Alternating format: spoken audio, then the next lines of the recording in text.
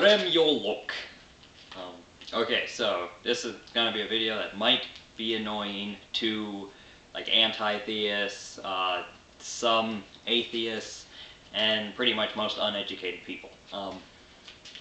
Okay, as you can probably tell by what I'm thinking of naming the movie, it's nearly impossible to criticize Hinduism as an entirety.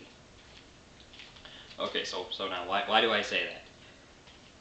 Because there's really no core belief in Hinduism.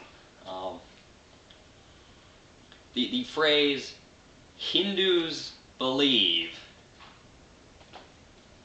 is pretty much a misrepresentation of the belief system. As far as I've seen anyway, there seems to be nothing that all Hindus believe. Now then you could take this, well, there's certain forms of Christianity that do that too, so saying Christians believe could be considered misrepresentational too. But for that I'd have to go to majority. Like not 51% majority, but like a vast majority. Like, I'm gonna make up a number, but like 95 to 98% is a vast majority. From what I've seen, Hindus don't even seem to fall into that category for beliefs. There's nothing that a vast majority agree on. There's some that a majority agree on, but not the vast majority. So a quick run through the existence of God. A lot of them seem to be that, because everybody, whenever they hear of Hinduism, they always hear about the gods. It's polytheistic, yada yada yada, stuff like that. It's sort of true, but it's also not true. So, is Hinduism polytheistic? Yes. No. Is Hinduism monotheistic? Yes and no. Is Hinduism atheistic? Yes and no. You can take any of those beliefs and be Hindu. Quick run through is polytheism, you can believe in multiple gods. Monotheism, you can believe that the multiple versions are various, like, only word I can think of right now is avatars of one god, normally called Brahma.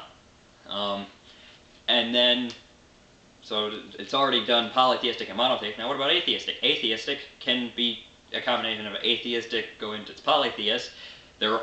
All the gods are actually gods, and they're all representational of human inner desires, and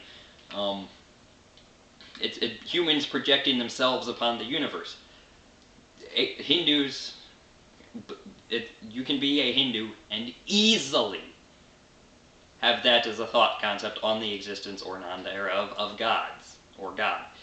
And then for monotheistic, it's the same thing, but that one is the same general idea. So you can be a polytheistic Hindu, perfectly fine. You can be a monotheistic Hindu, perfectly fine. You can be an atheistic Hindu, also perfectly fine. Okay, now, another one. Karma. I don't really see what the big deal is about this one. Effectively, we know that karma exists. Everybody. This isn't me promoting Hinduism. Okay, it sort of is me promoting Hinduism, but it's not me saying, well, I'm just going to ignore all the stuff that disagrees. We basically know and live our entire lives and almost all of science off of the existence of karma. So what the heck is karma? Basically, not really a major oversimplification, but a sort of oversimplification is karma is cause and effect. We know that cause and effect exists. Karma is cause and effect, so karma equals cause and effect. Therefore, we also know that karma. We know cause and effect exists, and if it's that, we know it exists too. So I don't understand what people's annoyance is with karma. Then but this might be related to it. They'll tie karma into reincarnation. So their problem isn't actually with karma. Their problem is more along the lines of reincarnation. For this, I would sort of have to go back to the a belief that if souls exist, nobody has actually shown me any evidence, an adequate amount of evidence for or against the existence of souls, so I don't have an opinion. If souls exist, that is as far as I can think of, it's the only scientific explanation for what would happen to a soul, reincarnation. Now, let's say if souls don't exist, what would happen to Hinduism? Not really much. It'd still be the same. Their belief in reincarnation would go away, but that's about it. The caste system actually, yeah, not all that much would happen with Hinduism, but I haven't actually really thought about what would happen if reincarnation was disproved for that. But a disproof in reincarnation, like in Hinduism, like in Buddhism, won't show that the religion itself is wrong. So where do I get that from? Basically, it's taken out of a conversation between the Dalai Lama and Carl Sagan. I don't remember exact quotes, but it's close enough to Carl Sagan asked the Dalai Lama, well, what would happen if we could actually disprove reincarnation? What would that happen to Hindu beliefs? Or something like that. And the Dalai Lama's response was, well, we'd get the word out to the Buddhists that reincarnation didn't occur. Ooh. It wouldn't hurt the beliefs of the religion at all.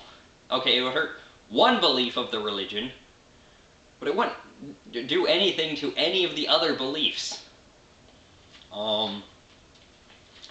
So yeah, basically that's my biggest thing about it is all the main arguments that people seem to have against Hinduism are based on a literal, literally not knowing enough about the subject. Am I saying it's 100% impossible to criticize Hinduism or Buddhism or various other religions? No, because it's perfectly possible. Now, I can't think of a valid criticism of Hinduism, but I am attempting to actually think of some. Now as part of, as later and previously. So, yeah, basically that's it. It seems like it's really hard for somebody who really understands the religion to criticize the religion. So, kapla!